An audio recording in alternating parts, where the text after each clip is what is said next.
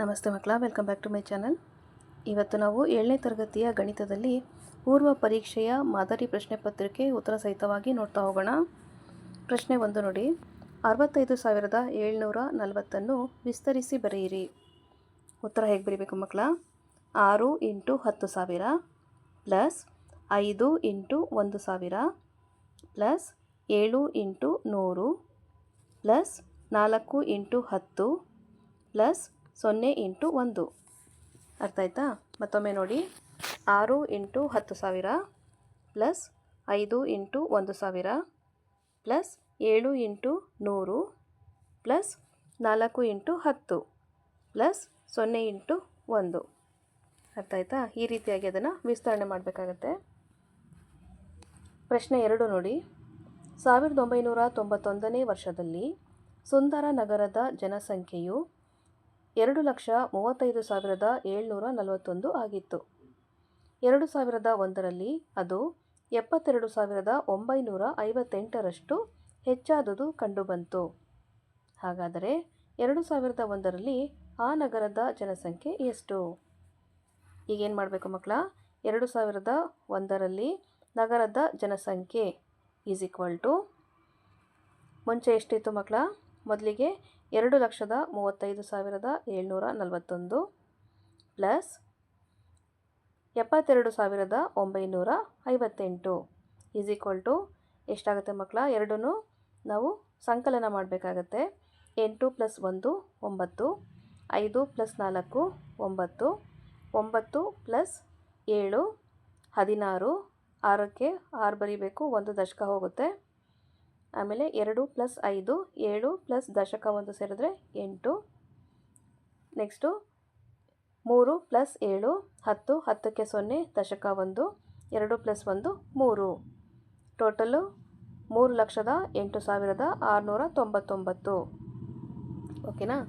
ಮೊದಲಿದ್ದ ಜನಸಂಖ್ಯೆ ಮತ್ತು 2001ರಲ್ಲಿ ಇರುವಂತಹ ಜನಸಂಖ್ಯೆನ ನೀವು ಎರಡನ್ನೂ ಸಂಕಲನ ಮಾಡಿದ್ರೆ ಒಟ್ಟು ಮೊತ್ತ ಬರುತ್ತಲ್ಲ ಮಕ್ಕಳ, ಅದು ಉತ್ತರ ಆಗಿರುತ್ತೆ. ನೆಕ್ಸ್ಟು ಪ್ರಶ್ನೆ 3 ನೋಡಿ. 5 + 0 ಈಸ್ ಈಕ್ವಲ್ ಟು 5. ಇದು ಪೂರ್ಣ ಸಂಖ್ಯೆಗಳಿಗೆ ಸಂಬಂಧಿಸಿದಂತೆ ಯಾವ ಗುಣಲಕ್ಷಣವಾಗಿದೆ? ಉತ್ತರ ಮಕ್ಕಳ, ಸಂಕಲನದ ಅನನ್ಯತಾಂಶ ಗುಣಲಕ್ಷಣವಾಗಿದೆ. ಓಕೆನಾ? ಪ್ರಶ್ನೆ 4 ನೋಡಿ. 24ರ ಎಲ್ಲ ಅಪವರ್ತನಗಳನ್ನು ಪಟ್ಟಿ ಮಾಡಿ. 24ರ ಅಪವರ್ತನ ಅಂತ ಹೇಳಿದ್ರೆ 1 2 3 4 6 8 12 24. ಓಕೆನಾ? ನೆಕ್ಸ್ಟು ಪ್ರಶ್ನೆ 5. 6 8 ಮತ್ತು 12ರಿಂದ ಪೂರ್ಣವಾಗಿ ಭಾಗವಾಗುವ ಕನಿಷ್ಠ ಸಂಖ್ಯೆಯನ್ನು ಕಂಡುಹಿಡಿಯಿರಿ. ಉತ್ತರ ಏನು ಮಕ್ಕಳ?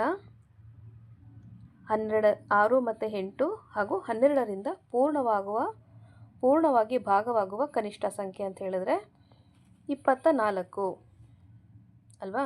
12 2 24, 6 4 24, 8 3 24. ಅರ್ಥ ಆಯ್ತಲ್ವಾ?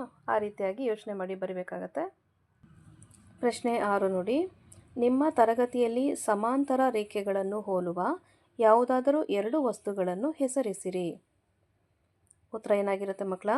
ನಿಮ್ಮ ಕ್ಲಾಸಲ್ಲಿ ಏನು ನೋಡ್ತೀರಾ ನೀವು?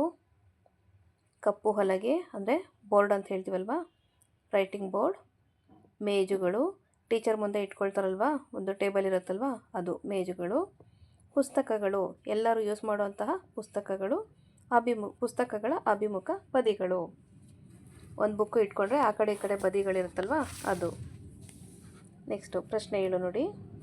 30 degree, 110 degree, 50 degree, 85 degree, 90 degree, 185 degree ಮತ್ತು 95 ಡಿಗ್ರಿ ಈ ಕೋನಗಳನ್ನು ಲಘು, ಲಂಬ ಮತ್ತು ವಿಶಾಲ ಕೋನಗಳನ್ನಾಗಿ ವರ್ಗೀಕರಿಸಿರಿ.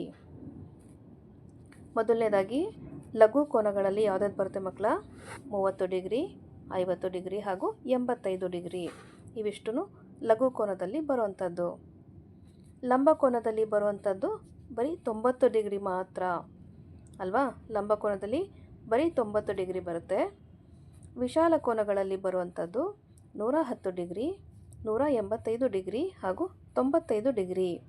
ಇವಿಷ್ಟು ವಿಶಾಲ ಕೋನಗಳಲ್ಲಿ ಬರುವಂಥದ್ದು. ನೆಕ್ಸ್ಟು ಪ್ರಶ್ನೆ 8 ನೋಡೋಣ. ಹೊಂದಿಸಿ ಬರೆಯಿರಿ. ಇಲ್ಲಿ ತ್ರಿಭುಜದ ಅಳತೆಗಳು ಹಾಗೂ ತ್ರಿಭುಜದ ವಿಧವನ್ನು ಕೊಟ್ಟಿದ್ದಾರೆ ಮಕ್ಕಳ.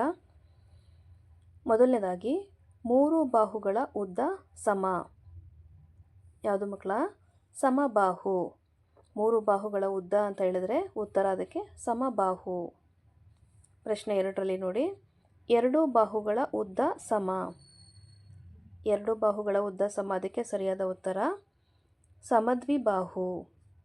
ಓಕೆನಾ. ಪ್ರಶ್ನೆ 3ರಲ್ಲಿ ಎಲ್ಲ ಬಾಹುಗಳು ಬೇರೆ ಬೇರೆ ಉದ್ದ. ಇದಕ್ಕೆ ಸರಿಯಾದ ಉತ್ತರ ಅಸಮಬಾಹು. ಎಲ್ಲ ಬಾಹುಗಳ ಬೇರೆ ಬೇರೆ ಉದ್ದ, ಇದಕ್ಕೆ ಸರಿಯಾದ ಉತ್ತರ ಅಸಮಬಾಹು. ಓಕೆನಾ. ಪ್ರಶ್ನೆ 11 ನೋಡಿ, ಪೂರ್ಣಾಂಕಗಳ ಮೊತ್ತ ಕಂಡುಹಿಡಿಯಿರಿ. ಇಲ್ಲಿ 11 ಪ್ಲಸ್ ಬ್ರಾಕೆಟ್ನಲ್ಲಿ -7 ಅಂತ ಕೊಟ್ಟಿದ್ದಾರೆ. ಅದೇನು ಮಾಡಬೇಕು ಮಕ್ಕಳ? 11 ಪ್ಲಸ್ -7 ಈಸ್ ಈಕ್ವಲ್ ಟು, ಈ ಬ್ರಾಕೆಟ್ನ ತೆಗೆದ್ರೆ ಏನಾಗುತ್ತೆ ಮಕ್ಕಳ? ಪ್ಲಸ್ ಇಂಟು ಮೈನಸ್ ಮೈನಸ್ ಅಲ್ವಾ. 11ರಲ್ಲಿ 7 ಕಳಿಬೇಕು. ವ್ಯವಕಲನವನ್ನು ಮಾಡಿ 7 ಕಳೆದ್ರೆ ಎಷ್ಟಾಗುತ್ತೆ? 4. ಇದರ ಮೊತ್ತ 4. ಪ್ರಶ್ನೆ 10 ನೋಡಿ, 40 ನಿಮಿಷವು 1 ಗಂಟೆಯ ಎಷ್ಟು ಭಾಗ? ಉತ್ತರ 40/60 ಮಾಡಬೇಕು ಮಕ್ಕಳ. ಓಕೆನಾ. 40/60. ಪ್ರಶ್ನೆ 11 ನೋಡಿ, ಜಾವೇದನಿಗೆ ಬುಟ್ಟಿಯಲ್ಲಿನ 5/7 ಭಾಗ ಕಿತ್ತಳೆಯನ್ನು ನೀಡಲಾಯಿತು. ಬುಟ್ಟಿಯಲ್ಲಿನ ಉಳಿದ ಹಣ್ಣನ್ನು ಭಿನ್ನರಾಶಿ ರೂಪದಲ್ಲಿ ಬರೆಯಿರಿ. ನೋಡಿ ಮಕ್ಕಳ, ಜಾವೇದನಿಗೆ ಕೊಟ್ಟಿರೋದು 5/7 ಅಲ್ವಾ. ಬುಟ್ಟಿಯಲ್ಲಿ ಉಳಿದ ಹಣ್ಣುಗಳ ಭಾಗ ಅಂತ ಹೇಳಿದ್ರೆ 2/7. ಓಕೆ. ಪ್ರಶ್ನೆ 12 ನೋಡಿ, 2/5 ದಶಮಾಂಶ ರೂಪದಲ್ಲಿ ಬರೆಯಿರಿ. 2/5ರ ದಶಮಾಂಶ ರೂಪ ಅಂತ ಹೇಳಿದ್ರೆ 0.4. ಓಕೆನಾ. ಪ್ರಶ್ನೆ 13 ನೋಡಿ, ರಾಧಿಕಾಗೆ ಅವಳ ತಾಯಿ 10 ರೂಪಾಯಿ 50 ಪೈಸೆಗಳನ್ನು ಹಾಗೂ ಅವಳ ತಂದೆ 15 ರೂಪಾಯಿ 80 ಪೈಸೆ ನೀಡಿದರೆ ರಾಧಿಕಾ ಪಡೆದ ಒಟ್ಟು ಹಣವನ್ನು ಕಂಡುಹಿಡಿಯಿರಿ. ಉತ್ತರ ಏನು ಮಾಡಬೇಕು ಮಕ್ಕಳ? ರಾಧಿಕಾ ಪಡೆದ ಒಟ್ಟು ಹಣ ಈಸ್ ಈಕ್ವಲ್ ಟು ಅಂತ ಹಾಕಿ 10.50 ಅಂದರೆ 10 ರೂಪಾಯಿ 50 ಪೈಸಾ ಪ್ಲಸ್ 15 ರೂಪಾಯಿ 80 ಪೈಸಾ ಅಲ್ವಾ. ಅದನ್ನು ಏನು ಮಾಡಬೇಕು? ಸಂಕಲನ ಮಾಡಬೇಕು. 0 + 0 0, 8 + 5 13, 1 ದಶಕ ತಗೊಳ್ಳಿ. ಆಮೇಲೆ 0 + 5 5, ದಶಕ 1 ಸೇರಿದ್ರೆ 6 ಆಗುತ್ತೆ. 1 + 1 2, ಒಟ್ಟು 26 ರೂಪಾಯಿ 30 ಪೈಸೆ. ಓಕೆನಾ. ರಾಧಿಕಾ ಪಡೆದಂತಹ ಒಟ್ಟು ಹಣ 26 ರೂಪಾಯಿ 30 ಪೈಸೆ. ನೆಕ್ಸ್ಟು ಪ್ರಶ್ನೆ 14 ನೋಡಿ ಮಕ್ಕಳ. ಒಬ್ಬ ಪುಸ್ತಕ ಅಂಗಡಿಯವನು ಕ್ರಮವಾಗಿ 6 ದಿನಗಳಲ್ಲಿ ಮಾರಾಟ ಮಾಡಿರುವ ಗಣಿತ ಪುಸ್ತಕಗಳ ಸಂಖ್ಯೆಯನ್ನು ಕೊಟ್ಟಿದೆ. ಈ ದತ್ತಾಂಶಗಳಿಗೆ ಸ್ತಂಭ ನಕ್ಷೆಯನ್ನು ರಚಿಸಿ. ದತ್ತಾಂಶಗಳನ್ನ ನೋಡಿ ಮಕ್ಕಳಲ್ಲಿ ದಿನಗಳು ಹಾಗೂ ಮಾರಿದ ಪುಸ್ತಕಗಳ ಸಂಖ್ಯೆ. ಇಲ್ಲಿ ಭಾನುವಾರ, ಸೋಮವಾರ, ಮಂಗಳವಾರ, ಬುಧವಾರ, ಗುರುವಾರ ಹಾಗೂ ಶುಕ್ರವಾರ ಅಂತ ಕೊಟ್ಟಿದ್ದಾರೆ. ಭಾನುವಾರ ಮಾರಿರುವಂತಹ ಸಂಖ್ಯೆ ಬಂದು 60, ಸೋಮವಾರ 40, ಮಂಗಳವಾರ 30, ಬುಧವಾರ 50, ಗುರುವಾರ 20, ಶುಕ್ರವಾರ 70. ಇದನ್ನು ನೀವು ಸೂಕ್ತವಾದಂತಹ ಪ್ರಮಾಣದಲ್ಲಿ ಸ್ತಂಭ ನಕ್ಷೆಯನ್ನು ರಚಿಸಬೇಕಾಗತ್ತೆ ಮಕ್ಕಳ. ಓಕೆನಾ. ನೆಕ್ಸ್ಟು ಪ್ರಶ್ನೆ 15 ನೋಡಿ, ಒಬ್ಬ ಓಟಗಾರನು 50 ಮೀಟರ್ ಉದ್ದ ಮತ್ತು 25 ಮೀಟರ್ ಅಗಲವಿರುವ ಆಯತಾಕಾರದ ಉದ್ಯಾನವನವನ್ನು 10 ಸುತ್ತು ಸುತ್ತುತ್ತಾನೆ. ಅವನು ಕ್ರಮಿಸಿದ ಒಟ್ಟು ದೂರ ಕಂಡುಹಿಡಿಯಿರಿ. ಮಕ್ಕಳ, ಇದಕ್ಕೆ ಒಂದು ಸೂತ್ರ ಅಂತ ಇರುತ್ತಲ್ವಾ. ಏನು ಆ ಸೂತ್ರ ನೋಡಿ, ಒಂದು ಸುತ್ತಲೂ ಕ್ರಮಿಸಿದಂತಹ ದೂರ ಈಸ್ ಈಕ್ವಲ್ ಟು 2 ಮತ್ತು ಬ್ರಾಕೆಟಲ್ಲಿ ಉದ್ದ ಪ್ಲಸ್ ಅಗಲ 2 ಇಂಟು ಅಂತ ಹೇಳ್ತೀಲ್ವಾ, 2 ಇಂಟು ಉದ್ದ ಪ್ಲಸ್ ಅಗಲ. ಓಕೆನಾ. ಉದ್ದ ಎಷ್ಟಿದೆ ಮಕ್ಕಳ? ಇಲ್ಲಿ 50 ಮೀಟರ್ ಇದೆ. ಅಗಲ ಎಷ್ಟಿದೆ ಮಕ್ಕಳ? 25 ಮೀಟರ್ ಇದೆ. ಒಟ್ಟು ಎಷ್ಟಾಯಿತು? 50 + 25 ಒಟ್ಟು 75 ಆಯ್ತಲ್ವಾ. ಇಂಟು 2 ಮಾಡಿದ್ರೆ 150 ಮೀಟರ್. ಓಕೆನಾ. ಅದೇ ರೀತಿಯಾಗಿ 10 ಸುತ್ತನ್ನು ಸುತ್ತಿದಾಗ ಕ್ರಮಿಸುವಂತಹ ದೂರ ಎಷ್ಟು ಮಕ್ಕಳ? 10 ಇಂಟು 150 ಮಾಡಬೇಕಾಗತ್ತೆ. ಇಲ್ಲಿ ಗುಣಾಕಾರವನ್ನು ಮಾಡಿ ಒಟ್ಟು 150 ಇಂಟು 10 ಮಾಡಿದ್ರೆ 1500 ಮೀಟರ್. ಓಕೆನಾ. ಅವನು ಕ್ರಮಿಸಿದಂಥ ಒಟ್ಟು ದೂರ 1500 ಮೀಟರ್. ನೆಕ್ಸ್ಟ್ ಪ್ರಶ್ನೆ 16. b + 5 = 9.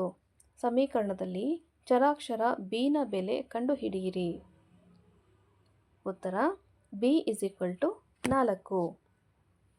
b ಅನ್ನೋ ಚರಾಕ್ಷರದ ಬೆಲೆ ಅಂತ ಹೇಳಿದ್ರೆ 4. ನೆಕ್ಸ್ಟು ಪ್ರಶ್ನೆ 17. ಒಂದು ಪೆನ್ನ ಬೆಲೆ ₹10 ಮತ್ತು ಪೆನ್ಸಿಲ್ನ ಬೆಲೆ ₹2 ಆದರೆ ಪೆನ್ಸಿಲ್ ಬೆಲೆಯ ಎಷ್ಟರಷ್ಟು ಬೆಲೆ ಪೆನ್ನಿನದಾಗಿದೆ? ಮಕ್ಕಳ, ಈ ಲೆಕ್ಕವನ್ನು ನೀವು ಭಾಗಾಕಾರ ಮಾಡಬೇಕಾಗತ್ತೆ. 10ನ 2ರಿಂದ ಭಾಗಾಕಾರ ಮಾಡಿದಾಗ 2 × 10 ಅಲ್ವಾ.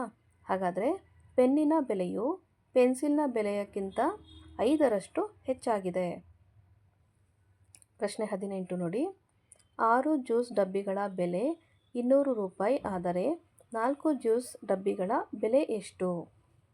ಇಲ್ಲೇನು ಮಾಡಬೇಕು ಮಕ್ಕಳ ನೀವು ನೋಡಿ. 6 ಜ್ಯೂಸ್ ಡಬ್ಬಿಗಳ ಬೆಲೆ ಎಷ್ಟು? ₹210 ಅಲ್ವಾ. ಹಾಗಾದರೆ ಒಂದು ಜ್ಯೂಸ್ ಡಬ್ಬಿಯ ಬೆಲೆ ಏನು ಮಾಡಬೇಕು ಮಕ್ಕಳ? 210ನ್ನು 6ರಿಂದ ನೀವು ಭಾಗಾಕಾರ ಮಾಡಬೇಕಾಗತ್ತೆ. ಅವಾಗ ಎಷ್ಟಾಗುತ್ತೆ? 6 1 6, 6 3 18, 21ರಲ್ಲಿ 18 ಹೋದರೆ 3 ಅಲ್ವಾ. ನೆಕ್ಸ್ಟು 6 5 30 ಅಲ್ವಾ. ಒಟ್ಟು ₹35 ಆಗುತ್ತೆ. ಒಂದು ಜ್ಯೂಸ್ ಡಬ್ಬಿಯ ಬೆಲೆ ₹30 ಆದರೆ 4 ಜ್ಯೂಸ್ ಡಬ್ಬಗಳ ಬೆಲೆ ಎಷ್ಟು? 35 ಇಂಟು 4 ಮಾಡಬೇಕಾಗತ್ತೆ ಮಕ್ಕಳ. ಓಕೆನಾ. 35 ಇಂಟು 4 ಮಾಡಿದಾಗ 4 5 20, ದಶಕ 2, 4 3 12, ದಶಕ ಸೇರಿದ್ರೆ 14. ಓಕೆನಾ. 4 ಜ್ಯೂಸ್ ಡಬ್ಬಿಗಳ ಬೆಲೆ ₹140. ನೆಕ್ಸ್ಟು ಪ್ರಶ್ನೆ 19 ನೋಡಿ. ವರ್ಗ ಅಥವಾ ಚೌಕಕ್ಕೆ ಎಳೆಯಬಹುದಾದ ಗರಿಷ್ಠ ಸಮಮಿತಿ ರೇಖೆಗಳ ಸಂಖ್ಯೆ ಎಷ್ಟು? ಉತ್ತರ ವರ್ಗ ಅಥವಾ ಚೌಕಕ್ಕೆ ಎಳೆಯಬಹುದಾದ ಗರಿಷ್ಠ ಸಮಮಿತಿ ರೇಖೆಗಳ ಸಂಖ್ಯೆ ಅಂತ ಹೇಳಿದರೆ 4. ಓಕೆ. ಪ್ರಶ್ನೆ 20. 60 ಡಿಗ್ರಿ ಕೋನವನ್ನು ರಚಿಸಿ ಕೋನಾರ್ಧಕವನ್ನು ಎಳೆಯಿರಿ. ಮಕ್ಕಳ, ಇಲ್ಲಿಗೆ 7ನೇ ತರಗತಿಯ ಗಣಿತದಲ್ಲಿ ಪೂರ್ವ ಪರೀಕ್ಷೆಯ ಮಾದರಿ ಪ್ರಶ್ನೆ ಪತ್ರಿಕೆ ಉತ್ತರ ಸಹಿತವಾಗಿ ಮುಕ್ತಾಯಗೊಂಡಿದೆ ಮಕ್ಕಳ. ಈ ಒಂದು ವಿಡಿಯೋ ನಿಮಗೆ ಇಷ್ಟ ಆದಲ್ಲಿ ದಯವಿಟ್ಟು ನಮ್ಮ ಚಾನೆಲ್ನ ಲೈಕ್ ಮಾಡಿ, ಶೇರ್ ಮಾಡಿ, ಸಬ್ಸ್ಕ್ರೈಬ್ ಮಾಡಿಕೊಂಡು ನಾವು ಹಾಕುವಂಥ ಎಲ್ಲ ವಿಡಿಯೋನ ನೋಡ್ತಾ ನಮ್ಮನ್ನು ಎನ್ಕರೇಜ್ ಮಾಡ್ತಾ ಹೋಗಿ ಮಕ್ಕಳ. Thank you for watching. Bye bye.